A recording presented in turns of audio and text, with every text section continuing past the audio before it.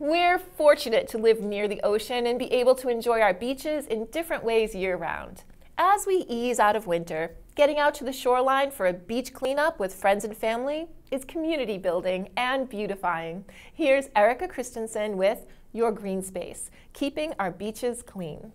The damage human debris has on our coastlines can be devastating, and multiple studies have shown that beach cleanups raise public awareness more effectively than public education programs that do not involve participation. Volunteers say the cleanups make them more mindful in how they manage their own disposables. On this episode of Your Green Space, we walk along the shores with coastal resident Amanda Ewell and her environmental analyst father from Mass DEP, Carlos Fragata, while we talk about the importance of keeping our beaches clean. Let's get started.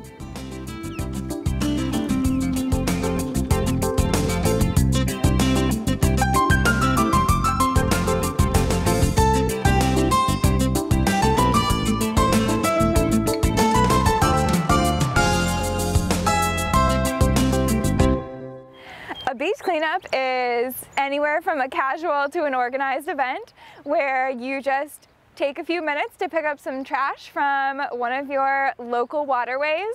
I live here in Plymouth, and so there's plenty of beaches where there's trash to be picked up. I personally have little beach cleanups like every week at least. I think it's just a simple act that us as humans who are part of the environment can take to help to minimize the negative impact that we have as a species on our habitats in our environment.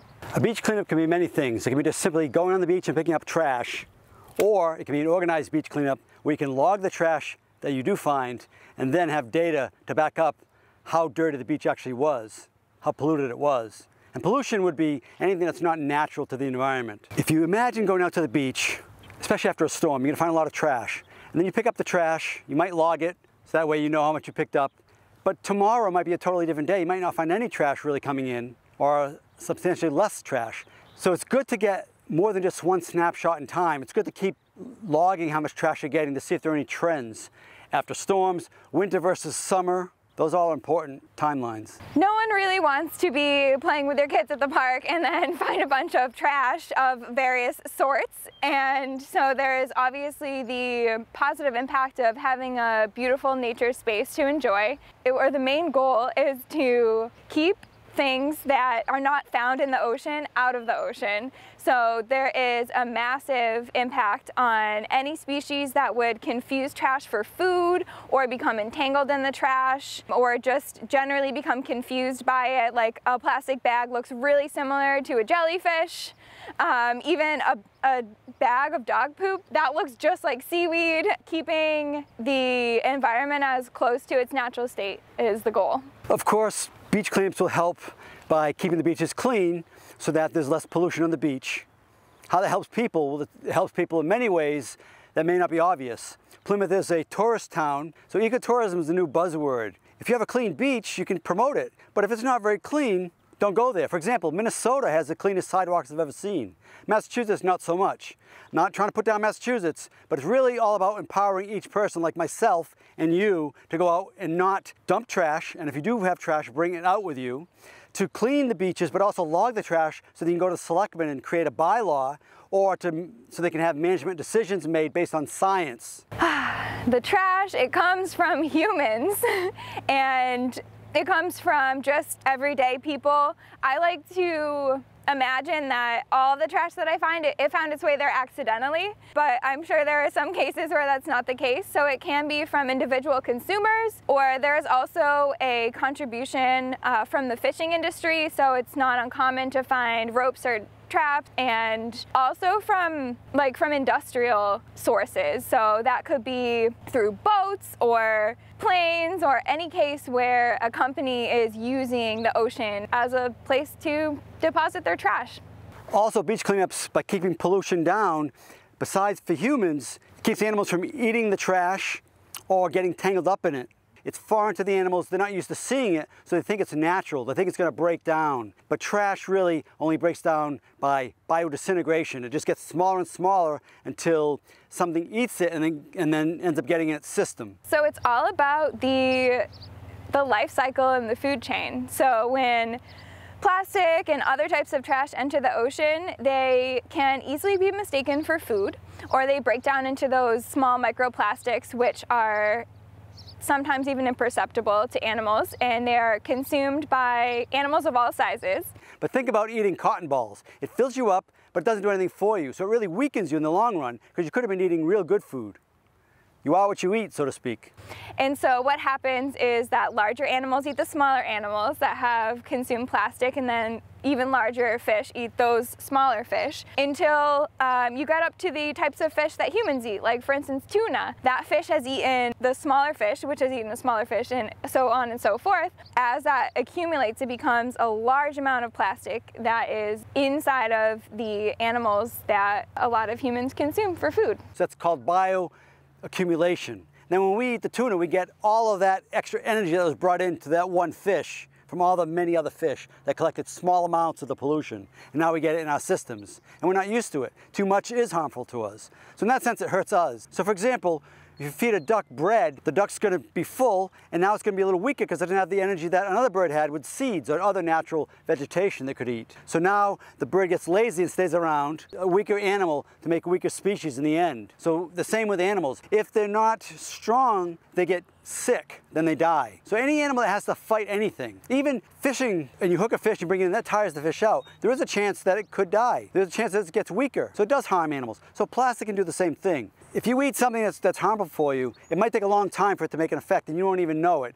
It is common for fish to have their entire inside to be filled with trash or plastic when they are dissected after being captured. I think that any trash affects every aspect of our lives in one way or another. For example, fishermen might get snagged on a shipwreck. No one cleaned it up. We're not required to clean them up for some reason. We have to prioritize it, make it something we want to do. I know that shipwrecks could provide habitat for animals, but the point is, when people fish near a bridge and the fishing line breaks, not all fishermen go grab the fishing line. If they lose a lure, they don't look for it because it's not worth anything, it's disposable. Fishermen have nets that will get hung up on natural features such as rocks and other artifacts, even shipwrecks, and it rips the net and the net stays behind. No one goes after it. I know whales are being affected by fishing line, and we know that there are right whales that are getting impacted by that. Now in terms of the fish, the herring, they may be affected by some of the trash because they're now having to wade through trash in some areas instead of getting the food they need readily available to them. The ocean is encompassing of the entire globe, so there's really no way to track where trash will start and end. And there are actually these gigantic, like, swirling patches of garbage throughout the ocean. I've never seen one, but I can only imagine, like, it would be so heartbreaking to see.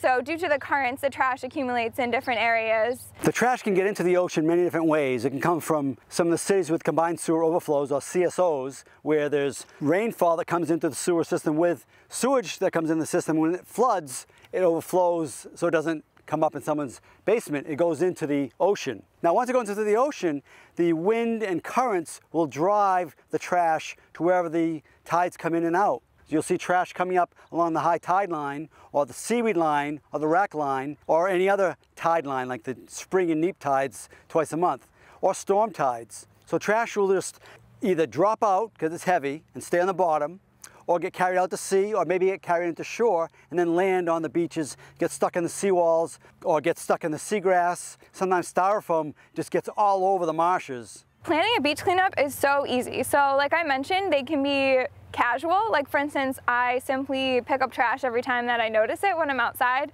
or at the beach. And there's a second way to have a beach cleanup, which is to organize an event. There is an organizing body called Coast Sweep. They were founded in 1987, and when I was a little kid, I started coming out to the beach cleanups with my dad. And so all you need to do to organize a beach cleanup is to just register, and it's so easy now. They even have an app where you can track the trash. But all you do is register, you spread the word, get your friends if you're involved in any community groups like yoga studios or 4-H clubs or school sports teams, anything like that. You just get a bunch of friends together and you come on a certain date And there is a process to go through when you come to the beach cleanup day. One of my old posters from a beach cleanup in 1992, but I started in 1998, a year after coastal management started doing this. And I just want to show you the difference in the forms. I'm going to kneel down so I can grab things so they don't fly away on me. But these are the new forms. This is a form that you can use tick marks, hash marks. But years ago, the forms were different, and they were more designed in terms of what kind of material: plastic, styrofoam, glass, rubber, metal, paper, wood, and cloth. Why? Because years ago, we thought the trash came from fishing vessels exclusively. Pipe, thread, protector, light sticks when you catch the fish later, sacks, containers that once held oil. You pour the oil in the engine and you throw it overboard, you put it in a bag, and then eventually the bag rips open. And styrofoam buoys, pallets. But look, it's changed to grocery bags, paper bags, cups and plates, bottle caps, plastic bottles. What? Plastic bottles? We used to use thermoses when we were kids. And this isn't something that just people that are a lot older do. This is common sense. So this is all about understanding why the data is so important. If we didn't have this data on these data sheets in 1987, we wouldn't have known that in 2021, we need to be looking at fishing buoys and pots and traps versus cigar tips versus cigarette butts. That's so specific. And over time, we've seen that plastic is on the top. And one of the plastic things is the cigarette butts. I see so many people throwing out cigarette butts. Some are still lit. It just blows my mind as to why people would do that. And that's irresponsible, because it's out of sight, out of mind. Someone else will pick it up, maybe. But think about it. All these animals that are out here, these birds, they see a cigarette butt and they'll try to eat it. Birds are intelligent, but they're designed to not have man-made materials in front of them, teasing them, fooling them. I've got a poster here which shows all the kinds of trash that you'll find, that I have found. These six-pack rings, sea turtles get stuck in them. Birds, like seagulls, for example, get stuck in them. And maybe they get eaten too by whales. There are all kinds of different plastic items shown here. Balloons are terrible because balloons look like jellyfish as well. And they go flying out and they land somewhere else. The strings, fishing line gets tangled up. As a scuba diver, this is deadly. For fish, the same thing. This will cut through an animal. As the animal grows, it'll cut through the skin like a tree. If you wrap a tree with a wire, it's going to expand and swallow it. But animals will just end up dying. They'll have a lesion that will get infected. Plastic stirrers. We don't need stirrers. They have stainless steel ones. As a matter of fact, when you drink a drink, you actually taste more of the drink when you don't use a straw. See? Learning something new every day, aren't you? I am. No, we don't need plastic spoons unless you're going to reuse them. But why not just use a spoon like I do? Have a stainless steel one I keep in my lunchbox. Yes, it's kind of a pain to wash it, but eventually it's a habit, and now I don't go anywhere without it. There's so many benefits to beach cleanups because, first of all, it just feels good to do something that's giving back to your community and your environment.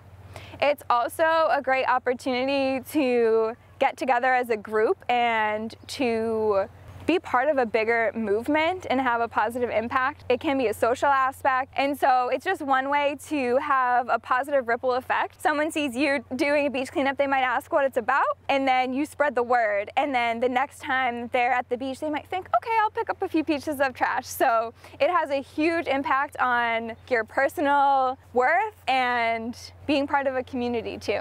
Keeping our beaches clean, especially in Plymouth with its ecotourism push. I came to Plymouth because I fell in love with Plymouth underwater. But it's a good enough reason to promote the town's logging of trash through coastal management, because the data has been collected since 1987. A lot of times trash is looked at as someone else's problem, but really is our problem. And I really don't want to go out every year and collect trash, or every day and collect trash. I think people really need to take ownership of themselves. Parents telling the children, adults telling younger people telling older people that are set in their ways. It's all habits. We all have habits. It's all about changing what we do. And I know for a fact that when I change something I do, sometimes it's bad initially because I don't want to do it. But guess what? In the end, I'm so glad I did it. If you love going to the beach or you live by the ocean, as I do, then why not take just a couple extra seconds to pick up trash in the places where you're already going and spread the positive impact. Experts say that by 2050, there may be more plastic than fish in the sea. Others say 90% of our coral reefs may be dead, waves of mass marine extinction unleashed, and our seas left overheated, acidified, and lacking oxygen. 2050 is not far off, but we can still work towards a better future. Beach cleanup projects are a safe way to restore oceans and clear debris from the beaches. They also give experts a chance to educate the public on ocean conservation. So the next time that you find yourself on the beach or on a walk near the water, bring a glove with you and take an extra minute just to look around. By disposing extra debris that would have otherwise found its way into the water, you'll be playing your part in making the difference that our oceans and our world needs. That's your green space for now. I'm Erika. See you next time.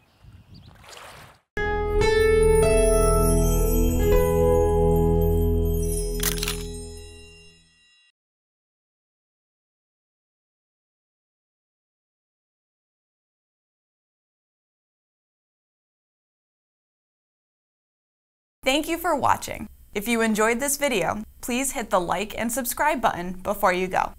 We'll see you next time.